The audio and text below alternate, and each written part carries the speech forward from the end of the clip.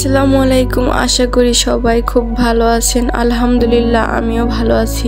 আজকে আমি সিম, ফুলকপি আর আলু দিয়ে তরকারিটা রান্না করব। তরকারিটা খেতে অনেক মজা লাগে। আমাদের সবারই কম বেশি এই শীতে প্রিয় একটি সবজি ফুলকপির তরকারি। যদিও এটি নতুন রান্না নয়, তবুও যারা রান্নায় নতুন তাদের জন্য আজকের এই রেসিপি। তাহলে কথা না বাড়িয়ে চলে যাচ্ছি মূল রেসিপিতে। ফুলকপির তরকারির জন্য আমি এখানে ফুলকপি কেটে ধুয়ে নিয়েছি। তবে ফুলকপিগুলোকে ঠিক এরকম একটু বড় করে কেটে নিয়েছি, যাতে তরকারিতে ভেঙে এবং গলে যাওয়ার সম্ভাবনা না থাকে। সিম, আলু, ফুলকপির ডাঁটা আলাদা করে কেটে ধুয়ে নিয়েছি, কারণ এগুলো কিছুক্ষণ রান্না করার পর ফুলকপি দেব।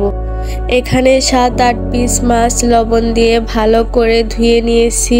মাছগুলো ভাজার জন্য দিয়ে দিলাম মরিচের গুঁড়া, হলুদের গুঁড়া, লবণ। ভালো করে মেখে মাছগুলো ভেজে নেব। চুলায় একটি প্যান বসিয়ে তেল গরম করে মাছ ভেজে নেব। মাছ ভাজা হয়ে গেছে, চুলা থেকে নামিয়ে নেব। চুলাতে কড়াই বসিয়ে তেল দিয়ে দিলাম।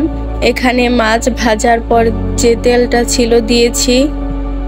কাঁচামরিচ, পেঁয়াজ দিয়ে দিলাম, ভেজে নেব কিছুক্ষণ। এখানে আমি রান্নার তেল আর একটু দিয়ে দিব। পেঁয়াজ ভাজা হয়ে গেছে, একটু পানি দিয়ে দিব মশলা কষানোর জন্য।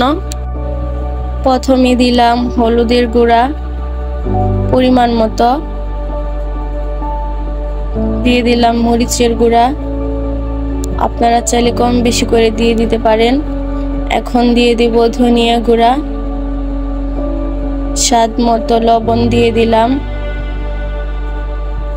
সবগুলো মিশিয়ে কিছুক্ষণ কষিয়ে নেব। মশলা কষানো হয়ে গেছে, এখন দিয়ে দিলাম সিম, আলু, ফুলকপির ডাঁটা। নেড়ে মশলার সাথে মিশিয়ে নেব ভালো করে। এখন ঢাকনা দিয়ে ঢেকে কিছুক্ষণ রান্না করে নেব। ফিরে আসলাম 5 মিনিট পর, আবারও নেড়ে দিচ্ছি। এখন ঢাকনা দিয়ে ঢেকে দেব। আবারও তরকারিটা নেড়ে দেব।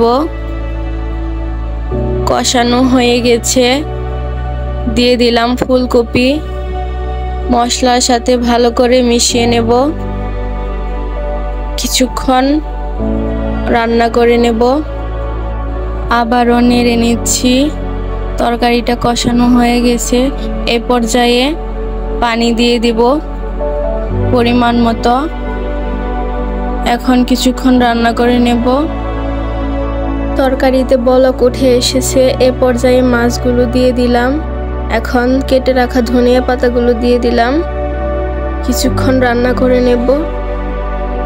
তরকারিটা হয়ে গেছে, চুলা থেকে নামিয়ে নেব। আশা করি আমার কিছু বলতে হবে না, আপনাদের দেখেই বোঝা যাচ্ছে তরকারিটা কতটা লোভনীয় হয়েছে। তাহলে আজ এ পর্যন্ত। আশা করি আপনারা আমার পাশে থাকবেন। ভিডিওটি ভালো লাগলে লাইক, সাবস্ক্রাইব এবং শেয়ার করবেন।